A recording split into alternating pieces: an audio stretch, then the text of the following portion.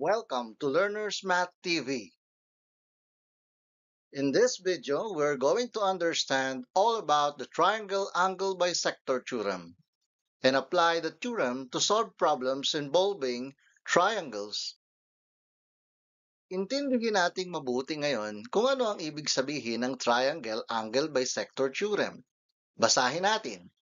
If a segment bisects an angle of a triangle, then it divides the opposite side into segments proportional to the other two sides. Anong ibig sabihin niyan? Okay?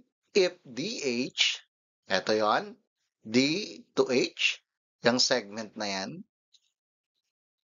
bisect angle AHE. Ito naman yon, AHE.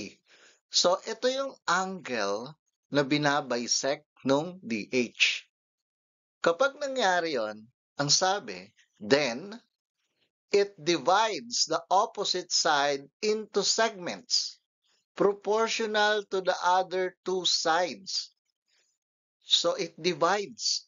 Etong segment na ito, which is opposite to that bisected angle, ay dinivide. So, DA, this part, DA is to DE. It means this ratio is proportionally equal to the ratio of the other two sides. Yun ang ibig sabihin ng triangle angle bisector theorem. Okay, pansinin natin, lahat ng kanyang numerator, okay, this is in fraction form, di ba? Ratio in fraction form. Yung dA, that one, para wag tayo magkamali, etong dA is consecutive to the side AH. So, ibig sabihin, sila dapat ang magkatapat sa numerator.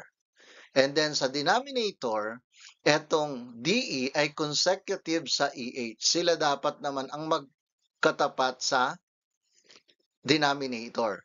Or, pwede mo siyang baliktarin, di ba? By proportionality theorem. Pwede naman yan. By inverse proportionality theorem. Pwedeng nasa taas yung DE is to DA, tas itataas mo rin kailangan yung EH is to AH.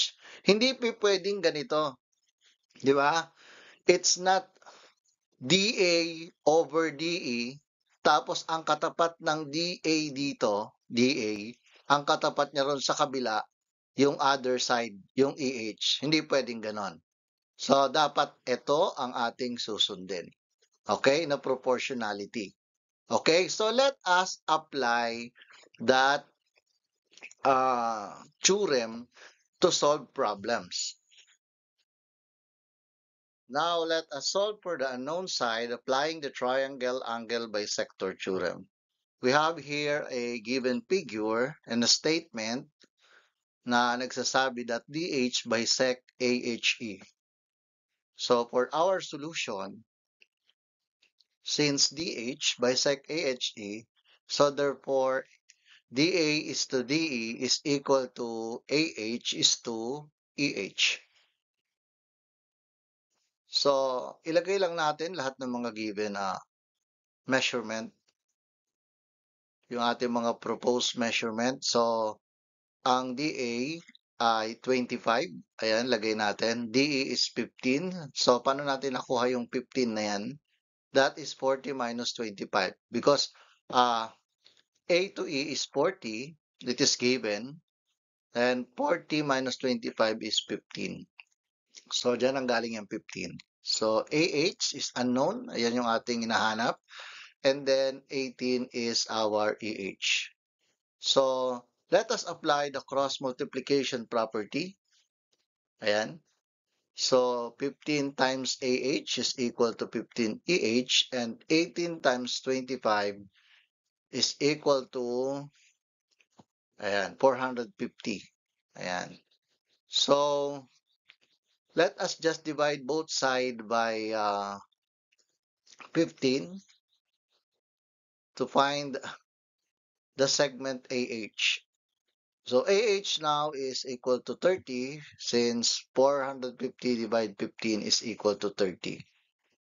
So yan, this is the final answer for our problem. We have solved that AH is equal to 30 units. Okay? Now let me show you again how to apply the triangle angle bisector theorem by solving the segment AE and segment CE. So given that we have the statement that AB is an angle bisector of angle ABC. Ayan. So let us first X be our segment CE, and for our solution, so according to the triangle angle bisector theorem, segment AE, or the ratio of segment AE and segment CE is proportional to the ratio of segment AB is to BC. Ayan. Tapos, lagay natin yung ating mga given representation ng bawat segment. So, ang AE ay nire-represent ng 10 minus x. Bakit? Kasi yung AC, yung buo ay 10. Ang CE ay x. So, i-minus mo yan, ibig sabihin yan yung measurement ng AE. So, kaya yan ay 10 minus x. And then, CE is already represented by x. And then, yung ating AB ay 6 at yung ating BC naman ay 9. Now, let us apply the cross multiplication property. Ayan. So, 9 times the 10 minus x, yung quantity 10 minus x, equals to 6 times x to 6x yan. So, let us simplify. 9 times 10 is equal to 90, and 9 times negative x, negative 9x, and then, dito naman ay 6x. Then, ilipat lang natin yung negative 9x sa kabila ng equation, so it becomes 6x plus 9x. So, magiging 15x siya. Now, to find the value of x, let us divide both sides by x. By 15, I mean.